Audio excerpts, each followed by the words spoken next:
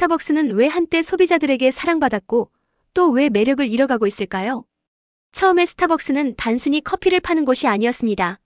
브랜드가 주는 경험, 문화, 라이프 스타일을 함께 제공했기에 소비자들이 특별하게 여겼던 거죠. 하지만 그 매력을 잃어가는 순간 소비자들은 더 이상 스타벅스를 찾아야 할 이유를 느끼지 못하게 됩니다. 브랜드는 커피 한 잔을 넘어 문화를 팔았습니다. 진열, 굿즈, 공간의 경험까지 스타벅스에 가야 하는 이유를 만들어냈죠. 하지만 그 과정에서 점점 굿즈만 파는 브랜드, 어디서나 볼 수 있는 카페로 변질되며 독창성이 약해지고 있습니다. 브랜드가 쭉 성장하다가 어느 순간 꺾이는 전조 증상이 바로 이런 지점에서 나타납니다. 첫째, 브랜드를 단순히 상품이 아니라 경험과 스토리를 함께 제공해야 합니다. 둘째, 시간이 지나도 소비자가 꼭 찾아야 할 이유를 계속해서 만들어내야 합니다. 셋째, 외형적 성장에만 치중하지 말고 본질적 매력을 유지하는 전략을 병행해야 합니다. 한때 커피숍의 대명사였던 스타벅스, 지금은 왜 매출이 흔들리고 있을까요? 우리나라만 해도 수많은 프랜차이즈 카페들이 저가형부터 고가형까지 다양하게 경쟁하고 있습니다. 그 속에서 스타벅스는 단순한 카페가 아니라 커피숍의 상징이자 누구나 한 번쯤 찾는 브랜드였습니다. 하지만 최근 들어 매출이 예전만 못하다는 기사들이 나오고 전 세계적으로도 성장세가 꺾였다는 분석이 이어지고 있습니다. 스타벅스가 처음 시작할 때 내세운 건 단순히 커피가 아니었습니다. 집도 아니고 사무실도 아닌 나만의 제3의 공간을 제공한다는 따뜻한 브랜드 철학이었죠. 이 철학 덕분에 스타벅스는 커피 한 잔 이상의 가치를 팔며 전 세계적인 성공을 거뒀습니다. 하지만 지금은 이 본질적인 매력이 점점 희미해지고 있는 겁니다. 첫째, 브랜드가 장기간 사랑받기 위해서는 본질적 철학을 지켜야 합니다. 둘째, 소비자에게 꼭 이곳을 찾아야 하는 이유를 지속적으로 만들어야 합니다. 셋째, 단순히 매장을 늘리고 굿즈를 판매하는 방식이 아니라 브랜드의 본질적 경험을 강화해야 합니다. 한때 단골의 이름을 불러주던 스타벅스, 이제 그 감성이 사라지고 있습니다. 예전에는 며칠만 가도 바리스타가 내 이름과 내가 즐겨 마시는 메뉴를 기억해줬습니다. 오늘도 라떼 드시죠? 라며 따뜻하게 건네던 그 감성이 바로 스타벅스의 매력이었죠. 하지만 사이렌 오더와 모바일 주문이 도입되면서 그 따뜻한 교감이 점점 사라지고 있습니다. 소비자들은 편리함을 얻었지만 동시에 스타벅스만의 특별한 경험을 잃게 된 겁니다. 스타벅스의 성공을 상징하는 서비스였던 사이렌 오더는 빠른 주문과 편리함을 제공했지만 아이러니하게도 브랜드의 핵심이었던 사람과 사람의 교감을 약화시켰습니다. 이름을 불러주던 친근한 문화는 점점 줄어들었고 이제 스타벅스는 어디서든 볼 수 있는 무표정한 카페처럼 변해가고 있습니다. 결국 브랜드 철학이었던 제3의 공간이 점차 의미를 잃고 있는 겁니다. 첫째, 기업은 편리함과 효율성을 추구하더라도 브랜드의 감성적 경험을 반드시 함께 지켜야 합니다. 둘째, 소비자는 단순히 빠른 서비스가 아니라 나만의 경험을 줄 수 있는 브랜드를 더 소중히 여겨야 합니다. 셋째, 스타벅스 같은 글로벌 브랜드는 다시 한번 소비자가 왜 우리를 사랑했는가를 돌아볼 필요가 있습니다. 사이렌 오더 덕분에 스타벅스는 성장했지만 정작 소비자들은 가야 할 이유를 잃어가고 있습니다. 모든 브랜드는 똑같습니다. 디지털과 모바일 덕분에 매출이 늘고 효율이 높아지는 것처럼 보이지만 동시에 가장 중요한 무언가를 잃을 수 있습니다. 스타벅스 역시 사이렌 오더와 모바일 시스템 덕에 편리해졌지만 따뜻한 교감은 사라졌습니다. 소비자들은 이제 깨달은 겁니다. 꼭 스타벅스를 고집할 이유가 없구나라는 사실을요. 사이렌 오더와 모바일 시스템은 분명히 매출을 끌어올리고 성장에 기여했습니다. 하지만 바리스타와 눈을 마주치고 이름을 불러주던 따뜻한 경험은 점차 사라졌습니다. 직원들은 과도한 업무량 속에서 기계처럼 주문을 처리하게 되었고 소비자들이 느끼던 감성적 가치는 희미해졌습니다. 결국 스타벅스가 처음 내세웠던 제3의 공간이라는 본질이 흔들리기 시작한 겁니다. 첫째, 브랜드는 기술적 편리함과 감성적 경험을 반드시 균형 있게 제공해야 합니다. 둘째, 매출 성장에만 집중하지 말고 소비자가 왜 우리를 찾아야 하는가를 끊임없이 점검해야 합니다. 셋째, 소비자 역시 브랜드를 선택할 때 단순한 편의성보다 나만의 경험을 줄 수 있는 가치를 고려해야 합니다. 스타벅스가 이제 저가 커피와의 단순한 가성비 경쟁으로 밀리고 있습니다. 브랜드가 소비자에게 사랑받는 이유는 단순히 제품 때문이 아닙니다. 스타벅스는 누구였는가? 왜 소비자가 우리를 선택했는가? 이 본질을 놓치는 순간 브랜드는 매력을 잃게 됩니다. 결국 스타벅스는 이제 소비자들에게 굳이 비싼 커피를 고집할 이유가 없는 곳이 되어가고 있습니다. 실제로 요즘 커피 소비는 습관에 가깝습니다. 많은 소비자들이 커피를 사지만 끝까지 마시지 않고 두고 가는 경우도 많습니다. 최근에는 반려커피라는 표현까지 등장했을 정도로 커피가 단순히 곁에 두는 일상적 존재가 되어버린 겁니다. 이런 상황에서 소비자들은 자연스럽게 계산기를 두드리게 됩니다. 어차피 조금만 마실 건데 4,500원짜리보다 1,500원짜리가 낫지 않나? 특히 아이스커피의 경우 식으면 맛의 차이가 줄어들어 고가 브랜드의 경쟁력이 더 희미해지고 있습니다.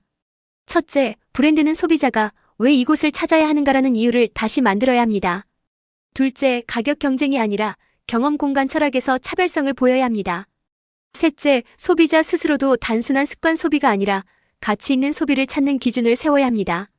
스타벅스, 이제는 더 이상 나만의 공간이 아니라 굿즈 매장으로 변해가고 있습니다. 예전의 스타벅스는 단순한 커피숍이 아니었습니다. 나만의 장소, 나만의 커피를 즐길 수 있는 제3의 공간이었죠.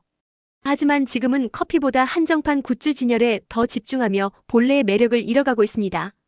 소비자들이 스타벅스가 완전히 달라졌다고 느끼는 이유가 바로 여기에 있습니다. 브랜드 이미지는 시간이 지나면서 크게 훼손됐습니다. 소비자들은 이제 스타벅스를 따뜻한 공간이 아니라 대량 생산하는 거대 기업으로 바라보고 있습니다. 그래서 젊은 세대는 오히려 저가 커피 브랜드로 눈을 돌리지만 그 역시 가성비 경쟁이라는 어려운 싸움에 직면할 수밖에 없습니다. 최근 스타벅스가 영입한 CEO 브라이언 니콜은 과거 멕시칸 패스트푸드 체인 치폴레에서 디지털 주문 혁신으로 매출을 2배 가까이 끌어올린 경험이 있습니다. 그는 스타벅스에 합류해 다시 제3의 공간으로 돌아가야 한다는 방향성을 제시했습니다. 단 효율성을 유지하기 위해 무제한 점유나 장시간 공간 활용은 줄이고 브랜드 본질을 회복하려는 시도를 병행하고 있습니다. 첫째, 브랜드는 소비자에게 왜 우리를 찾아야 하는가라는 이유를 다시 심어줘야 합니다. 둘째, 단순히 디지털 편의성을 강화하는 것을 넘어 브랜드 경험과 감성적 가치를 회복해야 합니다. 셋째, 소비자는 가격 경쟁에만 집중하지 말고 자신이 진짜 원하는 경험을 제공하는 브랜드를 선택해야 합니다. 스타벅스, 메가커피, 컴포즈 세 브랜드는 완전히 다른 길을 걷고 있습니다. 소비자 입장에서는 커피 브랜드가 너무 많아 혼란스러울 수 있습니다. 하지만 각 브랜드가 소비자에게 주는 경험과 전략은 확연히 다릅니다. 결국 이 차이를 이해하는 것이 왜 우리는 특정 브랜드를 선택하는지 알 수 있는 기준이 됩니다. 스타벅스는 과거의 따뜻한 제3의 공간으로 돌아가려는 시도를 하고 있습니다. 디지털 효율을 줄이고 다시 인간적이고 감성적인 교감을 회복하려는 전략을 내세우고 있죠. 반면 메가커피는 단순합니다. 우리는 숫자로 1등 하겠다. 이미 전국 매장 수 3,000개를 넘어선 1위 브랜드로 수익성 좋은 코너 매장을 선점해 대량 판매로 승부합니다. 말 그대로 가성비와 매장 수에서의 압도적 1등을 추구하는 겁니다. 컴포즈는 또 다릅니다. 저가 커피 시장 속에서도 산미나 풍미 같은 차별성을 넣어 조금 더 고급스러운 커피를 제공하는 이미지를 구축합니다. 가격은 저렴하지만 맛과 경험에서 약간의 프리미엄을 더하려는 전략입니다. 첫째, 소비자는 브랜드의 철학과 방향성을 이해하고 자신에게 맞는 선택을 해야 합니다. 둘째, 기업은 우리는 누구인가라는 정체성을 명확히 하고 그에 맞는 경험을 일관되게 제공해야 합니다. 셋째, 단순히 가격이나 숫자, 경쟁이 아니라 소비자가 느끼는 가치를 얼마나 차별화할 수 있는지가 핵심입니다. 저가 커피 브랜드, 이제는 단순히 싸다는 이미지만으로는 부족합니다. 그래서 각자 다른 전략으로 싸우고 있습니다. 커피 소비가 습관처럼 굳어진 시대, 브랜드들은 단순히 가격으로만 경쟁할 수 없습니다. 소비자에게 이 브랜드만의 이유를 만들어주지 못한다면 금세 대체되고 맙니다. 그래서 지금 저가 커피 브랜드들은 단순한 가성비를 넘어 자신만의 무기를 찾고 있습니다. 컴포즈 커피는 우리는 단순히 싼 커피가 아니다라는 메시지를 강조합니다. 스페셜티 원두를 활용해 저렴한 가격대에서도 나만의 커피 같은 경험을 제공하려는 전략을 씁니다. 반면 메가커피는 또 다릅니다. 가성비에 더해 손흥민이라는 강력한 모델을 내세웠습니다.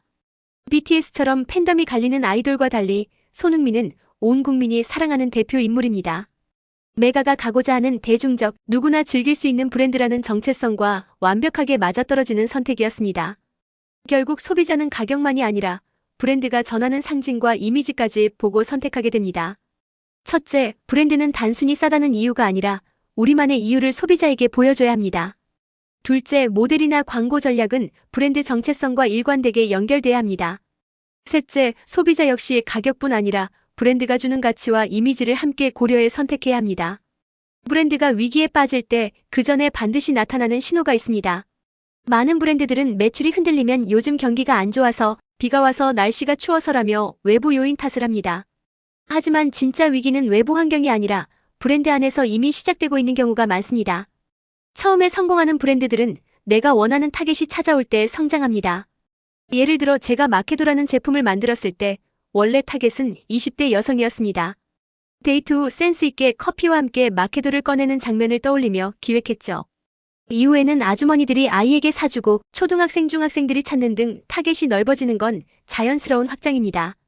하지만 문제는 내가 원했던 핵심 타겟이 떠나고 원하지 않았던 집단만 브랜드를 소비하기 시작할 때입니다. 이 순간이 바로 브랜드가 위기에 들어섰다는 신호입니다. 첫째, 항상 핵심 타겟이 브랜드를 여전히 찾고 있는지 점검해야 합니다.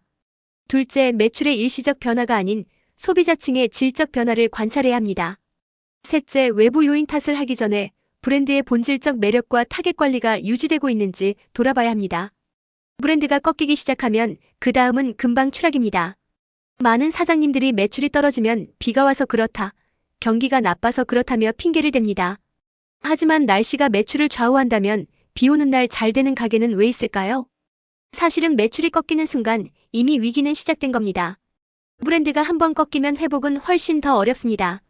처음 시작할 때보다 돈이 두세 배 더 들어가야 하고 급락하처럼 추락하는 흐름을 중간에서 막아내기란 거의 불가능합니다. 결국 위기는 외부 요인 때문이 아니라 내부에서 자만하며 위기를 인정하지 않는 태도에서 비롯됩니다.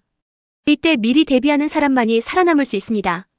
첫째, 매출 하락의 원인을 외부 탓으로 돌리지 말고 내부 경쟁력부터 점검해야 합니다. 둘째, 위기가 보이기 시작하는 순간 CEO의 리더십과 브랜드 철학을 재점검해야 합니다. 셋째, 변화의 징후가 보이면 빠르게 체질을 개선하거나 필요하다면 경영진 교체까지 고려해야 합니다. 사업이 어려워지면 결국 그 책임은 리더에게 있습니다. 처음에는 누구나 위기가 오면 남 탓을 하기 쉽습니다. 직원 탓, 시장 탓, 환경 탓을 하죠. 하지만 시간이 지나 깨닫게 됩니다. 모든 것은 결국 리더의 탓이라는 사실을요. 조직 내에서 한 구성원이 실수를 했다 해도 그건 리더의 책임입니다. 왜냐하면 시스템을 만들고 방향을 제시하는 사람이 바로 리더이기 때문입니다. 리더십은 단순히 지시하는 자리가 아니라 성과와 실패 모두를 책임지는 자리입니다. 첫째, 문제가 생기면 원인을 외부에서 찾기보다 스스로에게 먼저 질문해야 합니다. 둘째, 구성원의 실수조차도 내 리더십과 시스템의 부족으로 받아들여야 합니다. 셋째, 실패에서 배운 깨달음을 바탕으로 다시 조직을 강화하는 것이 리더의 역할입니다. 많은 리더들이 나이를 먹으며 같은 깨달음을 얻습니다. 젊었을 때는 남 탓을 했지만 결국 시간이 지나 알게 됩니다. 이 모든 것이 내 탓이구나. 바로 그 깨달음이 진짜 리더십의 시작입니다. 리더가 책임을 회피하는 순간 조직은 무너집니다. 남을 탓하는 리더 밑에서는 아무도 성장하지 못합니다. 모든 결과를 내 탓이라 받아들일 때 비로소 진짜 리더십이 완성됩니다. 지금 영상을 보신 분들은 스스로에게 질문해 보셔야 합니다. 내 조직의 어려움은 정말 내 책임이 아닌가?